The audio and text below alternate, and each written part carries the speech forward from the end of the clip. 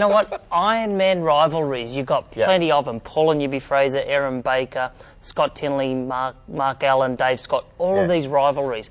The one that sparks me most is Dave Scott and Mark Allen. Now, you could have cut this one with a knife. The air was so thick with these two. What was that all about?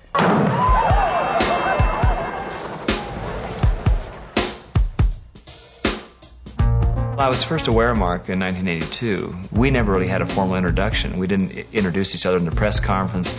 We saw each other, but we didn't really shake hands. And so, ironically, it was on the Ironman course at 35 miles in 82 that he pulls up, and I said, "Oh, hey, hi, Mark. I'm Dave." I knew who he was. He knew who I was. There was a little bit of mutual respect and admiration, like, here we go. Mark was extraordinary at all distances. He was so versatile. He could race Olympic distance, he could race halves.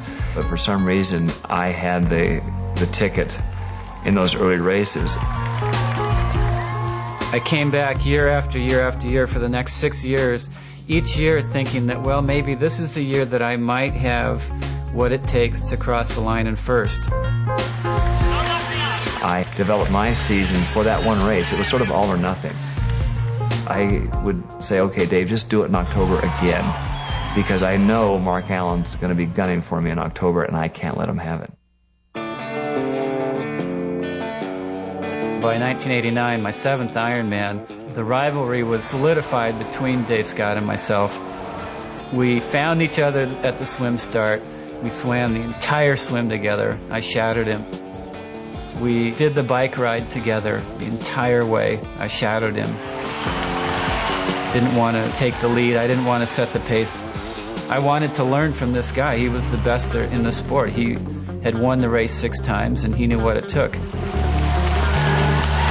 When we started the marathon in '89, Mark and I immediately came side to side. So it's the first time I'd see him in the race. The feeling that I had was, good, let's race. I can see you, I can hear you, I can look at your eyes.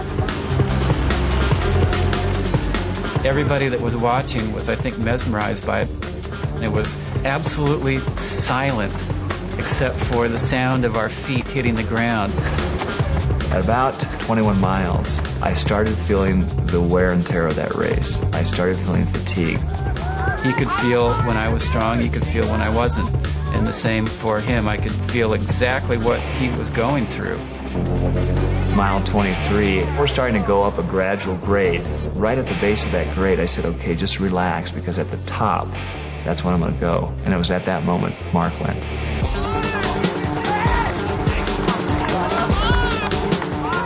Something just said, go. And it was like I was shot out of a cannon. There was no thought, there was no, this is the moment. It was just this thing that said, go. Allen has made a move, and Scott appears unable to answer it. I knew at that point, I said, darn, the race is over with. Mark got me in this race.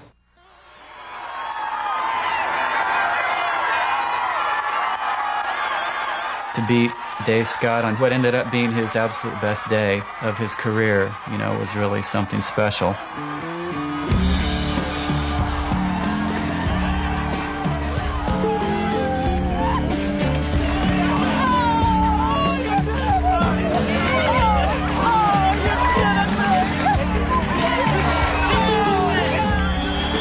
It was the passing of the title from the best in the sport to my career, really.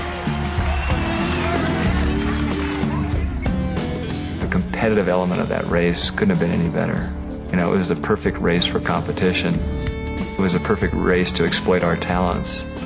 And that day, his talent was just a little bit better.